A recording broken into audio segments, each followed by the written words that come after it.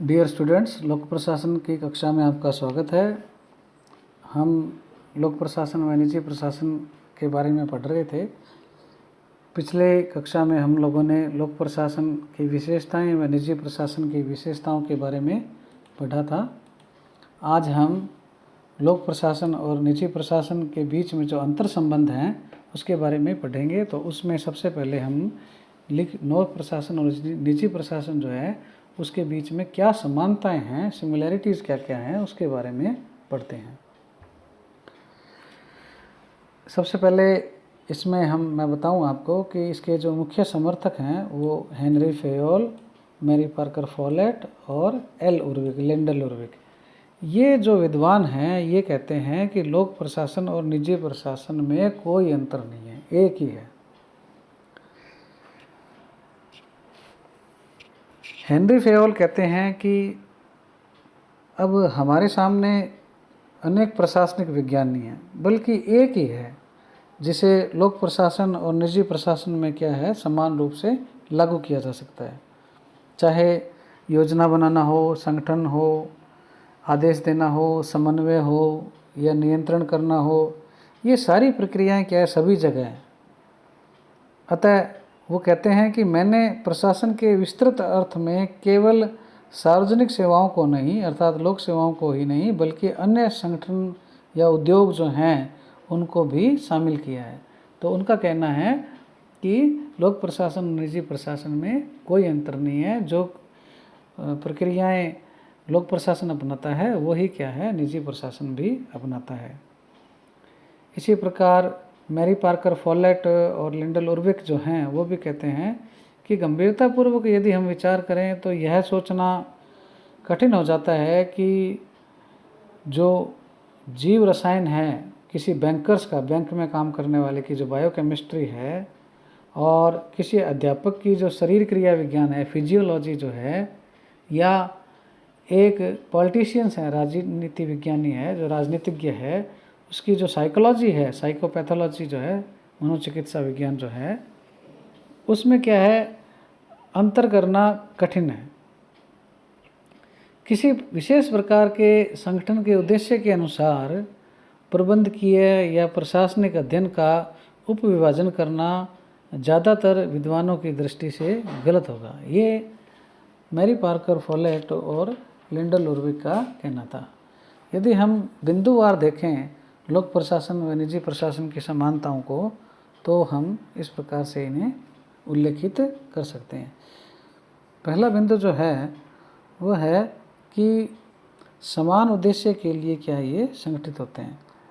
जिस उद्देश्य के लिए संगठन का निर्माण किया जाता है उसी की प्राप्ति के लिए ही क्या है लोक प्रशासन और निजी प्रशासन क्या है दोनों संगठित होते हैं। तो उनका कहना है कि उद्देश्य की क्या होती है, समानता होती है, ये उनका मानना है।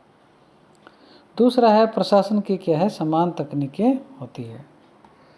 लोक प्रशासन तथा निजी प्रशासन दोनों में ही प्रशासन की समान तकनीकों का प्रयोग किया जाता है। जैसे फाइलों का रखरखाव है, फाइलों का निस्तारण है, आदेश का प्रारूप है, कार्य की प्रक्रियाएं हैं, आंकड़े उपलब्ध करवाना है, हिसाब किताब रखना है, रिपोर्ट तैयार करना है, लेखांकन है या अंकेक्षण जिसको ऑडिट कहते हैं, उनके लिए क्या है सब क्या है समान प्रक्रियाएं प्रयोग मिल जाती है। तो इस प्रकार से क्या है दोनों में, निजी प्रशासन और लोक प्रशासन में क्या है समान तकनीकों का, प्रशासन की समान तकनीकों को काम में लिया जाता है। अगली जो समानता है अनुसंधान एवं नवीन तकनीक। लोक प्रशासन और निजी प्रशासन दोनों के लिए अनुसंधान व नवीन तकनीकों का प्रयोग आवश्यक है।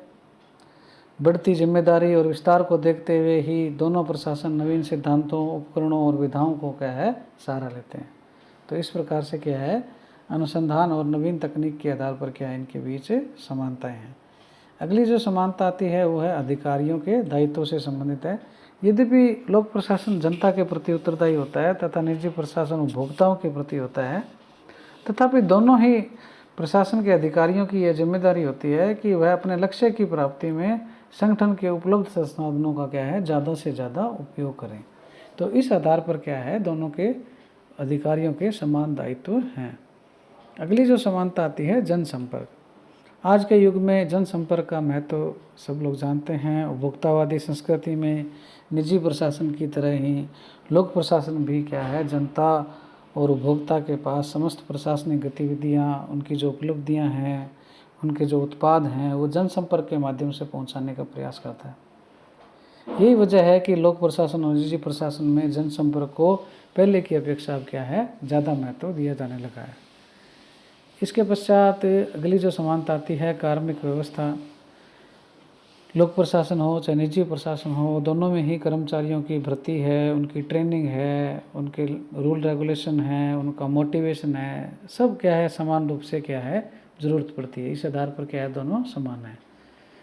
अंतिम जो समानता है, प्रशासनिक सिद्धांत।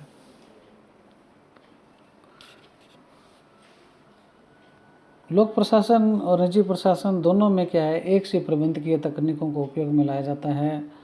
दोनों ही प्रशासन में योजनाएं बनाना है, संगठित करना है, समन्वय करना है, नियंत्रण करना है, निर्देश है। जो ये पोस्ट कॉर्प की जो प्रक्रिया है वो क्या है, चाहे वो लोक प्रशासन हो चाहे निजी प्रशासन हो, दोनों में काम मिली जाती है। इसके अलावा हम ये भी कह सकते हैं कि जो विकास और प्रगति है वो भी क्या है, दोनों में समान है। क्योंकि कोई भी प्रशासन तब तक सफल नहीं हो सकता जब तक कि क्या है, वो विकासोन्मुख या प्रगतिशील न हो। चाहे लोक प्रशासन हो या निजी प्रशासन, दोनों के लिए क्या है, जो परिवर्तित परिस्थितियां हैं उसके अनुकूल क्या है आवश्यकता होती है। विकास व प्रगति के बिना लोक प्रशासन ज़्यादा जनोपयोगी नहीं हो सकता और निजी प्रशासन क्या है ज़्यादा लाभ भी प्राप्त नहीं कर सकता है। तो इसलिए क्या है, दोनों को ही क्या है विकास और प्रगति की आवश्यकता होती है।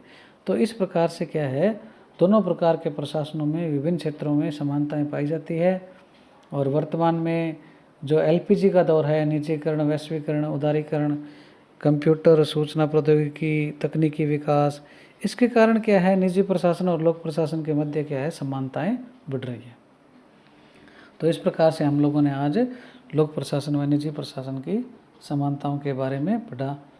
इसके पश्चात हम अगले वीडियो में या अगली क्लास में लोक प्रशासन और निजी प्रशासन के बीच अंतर के बारे में पढ़ेंगे।